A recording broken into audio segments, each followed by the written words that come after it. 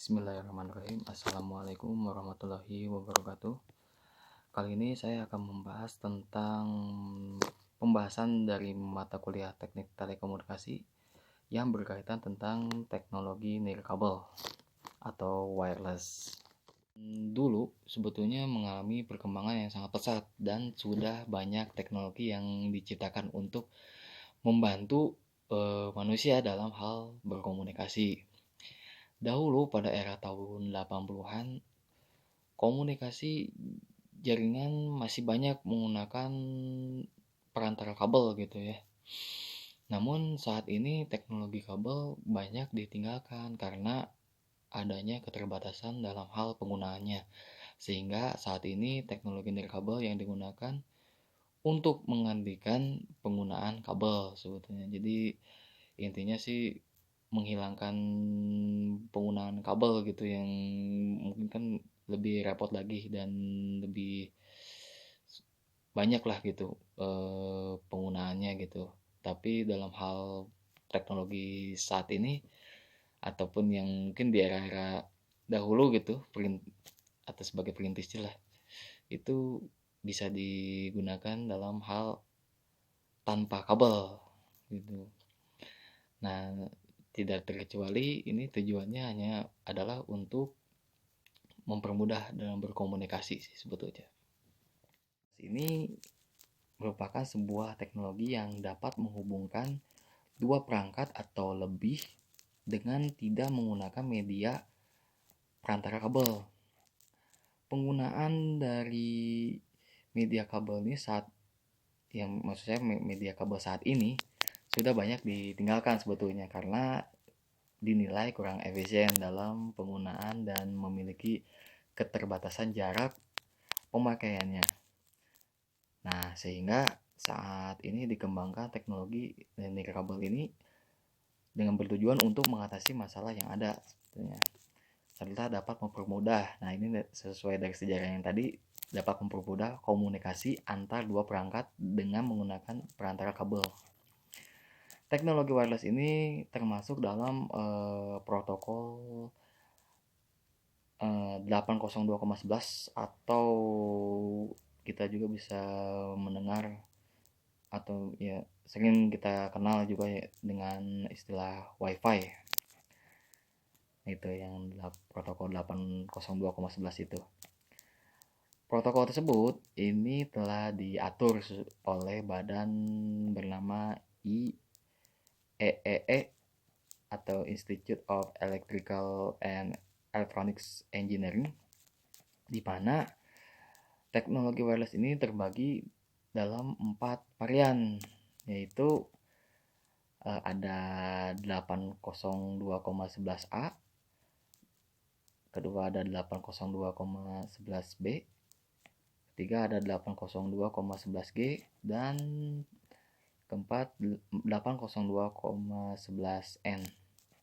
Jadi sebetulnya kata kuncinya itu kalau kita ingin tahu pada teknologi wireless itu ada 4 yang saya sebutkan tadi gitu ya. Tuh. Nah, pada penggunaan WiFi ya atau protokol 802,11 itu saat ini juga sebenarnya telah digunakan di perangkat-perangkat jaringan seperti di smartphone, lab PC, tablet maupun yang lain-lainnya gitu. Pada jaringan tertentu seringkali terdapat spesifikasi gitu dari perangkat WiFi tersebut gitu, di mana spesifikasi dari sebuah perangkat tersebut tercantum tulisan IEEE 802,11A atau B ataupun sejenis-jenis lainnya gitu, B atau G ataupun N atau itu ya. Yang terbaru sih ada IEEE 802,11AC gitu. Perbedaannya dari spesifikasi tersebut yaitu menunjukkan teknologi WiFi yang digunakan serta kemampuan dalam transfer data gitu.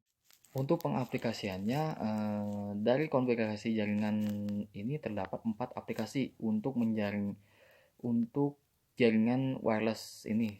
Contohnya dalam pengaplikasiannya yaitu ada LAN extension, kedua ada cross building interconnect, ketiga ada nomadic access, dan keempat ad hoc network.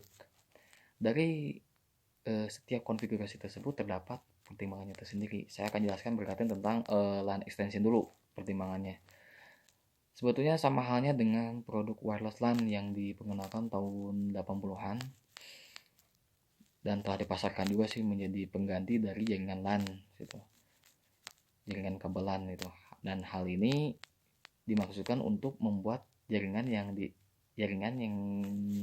dibuat efisien mungkin dalam instalasi jaringannya gitu.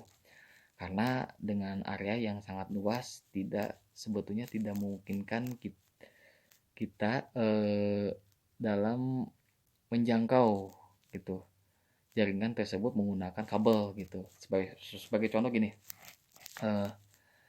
ada sebuah gedung pabrik di mana kantor staf yang berada di lantai atas cukup menghubungkan dengan wireless LAN dalam jaringan kabel LAN pada satu gedung tersebut. Jadi dalam beberapa pengguna atau user sebetulnya itu bisa digunakan dalam satu gedung gitu. Itu sih intinya sih dari konfigurasi LAN extension ini gitu. Nah, yang kedua ada cross building interconnect, yaitu penggunaan jaringan wireless untuk menghubungkan dua gedung yang berdekatan supaya kedua gedung tersebut dapat berkomunikasi dengan jaringan yang ada gitu. Dalam hal ini menggunakan ada yang namanya bridge atau router gitu sebagai penghubung dari jaringan kedua gedung yang berdekatan. Jadi yang ketiga, pengaplikasian ketiga ini ada nomadic access, di mana sebuah konfigurasi yang menyediakan antara jaringan wireless ataupun jaringan kabel LAN. Konfigurasi ini dapat memindahkan pengguna jaringan untuk mengakses masuk media jaringan yang tersedia dengan pilihan media yang disediakan gitu. Jadi nomadic access ini sebetulnya bisa menggunakan media wireless maupun media kabel untuk berinteraksi ataupun berkomunikasi secara langsung ataupun tidak langsung. Dan bertujuan supaya lebih mudah ataupun memakai perangkat yang sebetulnya perangkat yang ada gitu. Apakah di situ hanya menggunakan WiFi saja ataupun tidak, ataupun hanya menggunakan LAN. Nah, di situ dalam nomadic access itu sebenarnya bisa di antara itu untuk digunakan sebagai perangkat komunikasi dalam jaringan kabel ini ataupun ya secara manualnya menggunakan LAN. Jadi itu tergantung situasi atau kondisi yang terjadi di lapangannya sih sebetulnya. Nah, yang keempat ada ad hoc networking gitu. Ini konfigurasi ini merupakan jaringan berdasarkan peer-to-peer yang menghubungkan antara klien dengan klien ataupun menghubungkan langsung dengan user dan user, sehingga jaringan ini sebetulnya tidak terpusat dengan adanya server ataupun pusatnya gitu, ataupun hostnya lah kalau dari jaringannya, di mana jaringan tersebut bisa digunakan dalam kondisi yang mendesak gitu, seperti halnya dalam rapat ataupun konferensi yang ada yang sedang dilaksanakan di kantor gitu. Nah, saya akan membahas tentang teknologi wireless. Jadi konfigurasi jaringan wireless yang ada sebetulnya pada umumnya itu terdapat beberapa kategori yang mengkondisikan fungsi dan kemampuan dari perangkat teknologi wireless tersebut. Itu di mana pengkategorian dari perangkat tersebut memiliki kemampuan transmisi yang berbeda gitu dan dan akan menyalurkan ke jaringan-jaringan yang ada sebetulnya. Nah, jadi berikut ada jaringan wireless yang mempunyai karakteristik dalam fungsinya gitu. Nah, karakteristik pertama ini adalah itu semakin panjang gelombangnya, maka semakin jauh gelombang tersebut merambat gitu. Jadi panjangnya gelombang ini dapat mempengaruhi jauhnya dari gelombang yang akan selalu merambat gitu ke yang akan berdasarkan dari jaringan yang ingin ditentukan itu. Lalu yang kedua ada semakin panjang gelombangnya, maka semakin mudah juga gelombang mengintari ataupun melalui penghalang yang ada gitu. Jadi pengaruh dari panjang gelombangnya apabila semakin jauh maka semakin mudah maksud saya bukan semakin jauh sih, semakin panjang gitu ya dalam gelombangnya itu, maka justru lebih mudah itu dalam melalui hambatan yang ada dari jaringan tersebut. Nah, yang ketiga ada jaringan karakteristiknya itu berdasarkan semakin pendeknya gelombang, maka semakin besar data yang dapat dibawa ataupun dikirim gitu. Jadi makin pendek gelombangnya itu sebetulnya makin besar data yang ataupun makin cepat data yang kan bisa dibawa ataupun dikirim. Nah, sedangkan kategori dari perangkat wireless yaitu ada infrared LAN atau IR LAN. LAN tersebut merupakan jaringan yang menggunakan impuls cahaya, di mana setiap cahaya mempunyai frekuensi tersendiri. Nah, jadi di mana jaringan infrared ini gitu ya memiliki keterbatasan dalam komunikasi, yaitu kedua media yang berkomunikasi harus sejajar, garis lurus ataupun tidak bisa jauh gitu. Lalu yang kedua ada split spectrum LAN. Nah, untuk split spectrum ini merupakan jaringan yang menggunakan spektrum dalam transmisinya sebetulnya.